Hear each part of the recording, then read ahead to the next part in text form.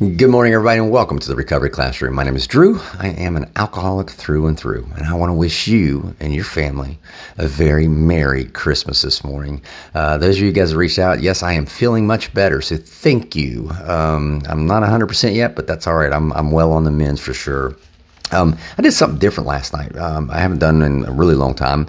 Again, stepping out of my comfort zone, right? I went to a church service, a candlelight church service. And it's pretty incredible, honestly. I was a little skeptical. Wasn't really sure I was going to go, but went ahead and went. I'm glad I did. And I'm not here to get into theology and religion and philosophy and all that stuff. That's not what I'm trying to do here. But the basic message last night was spreading light. Hence the candlelight service, right? Spreading light to others. And if you look at all the religions around the world, strip away all the rules and regulations, all the do's and all the don'ts, they all have the same fundamental tenet, which is to share your message with someone else. Well, it sounds awful lot in line with the message from the big book, right? Share my experience, strength, and hope. To give people hope. I like to say I'm in the business of spreading hope, healing, and restoration.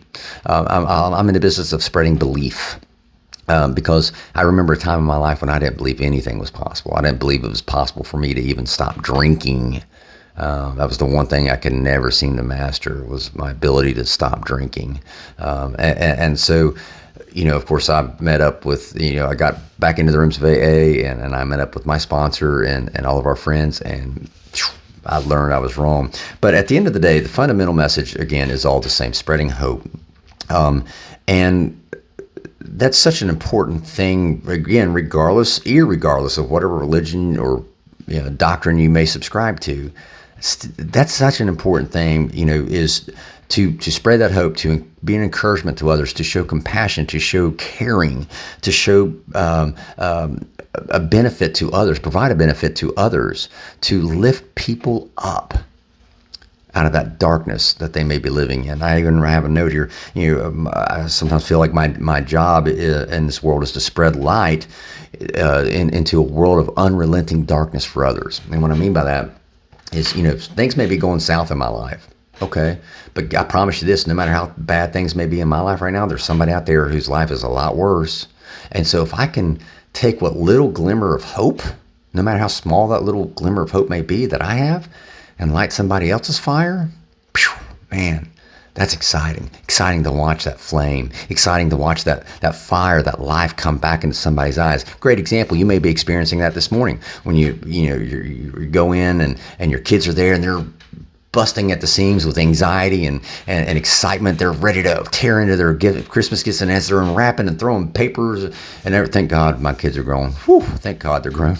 As they're tearing into their Christmas gifts, you see the excitement coming across their face, and then when they realize what it is, they're about to explode.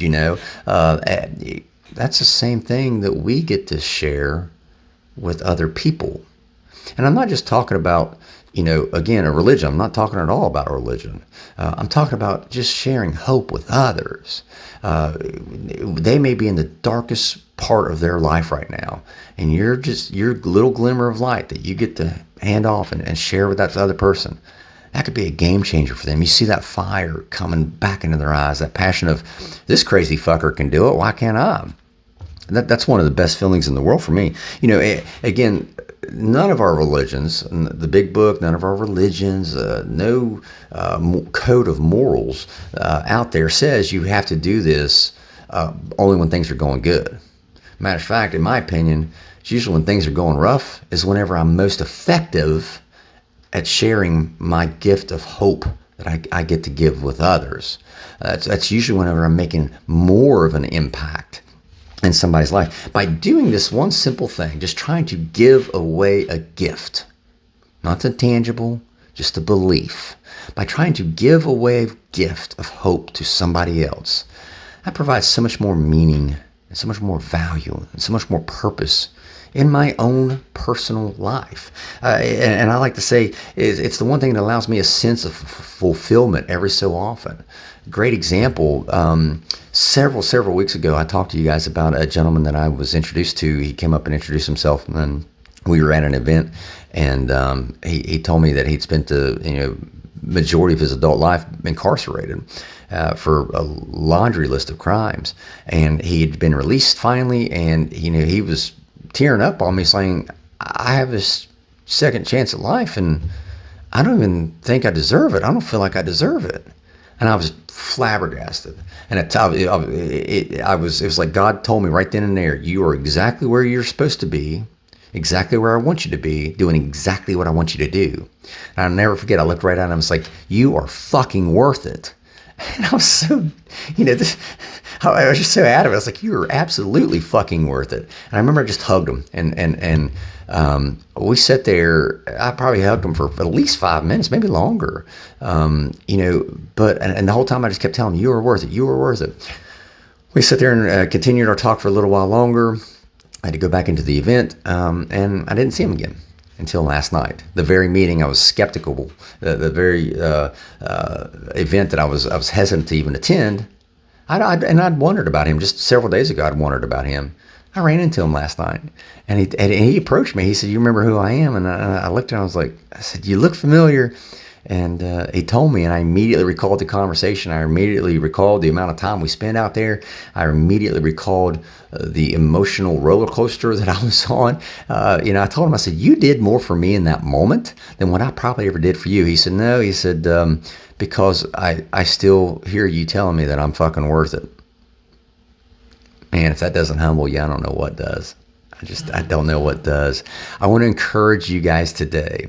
You have the gift. You have a gift that you get to give. No matter the circumstances in your life, no matter what religious or philosophical doctrine that you subscribe to, you have a gift that you get to give. You're giving it to your children. You're giving it to your family right now. Why not give it to others? Their world could be in a world of shit right now. And that one small little spark, one small little flame that you think isn't going to make a difference, that one random act of kindness that you think couldn't set a world on fire, can set their world on fire. And then that flame turns into another and another. At the end of the day, I believe my primary purpose on this planet now is to provide meaning and enrichment and benefit to other people's lives. And by doing that, it gives me that sense of purpose and meaning in my own. And for that, I just wish it would have taken me a lot sooner than 48 years to figure that shit out, right?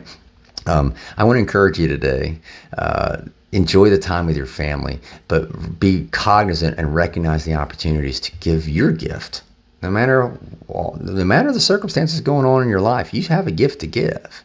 There's nothing more rewarding than giving that gift and watching that fire come alive in somebody's eyes. I promise you, I get to see it on a daily basis. I absolutely love it. So with that being said, I will let you guys go and get back to your families. Thank you guys for putting up with me this whole last year.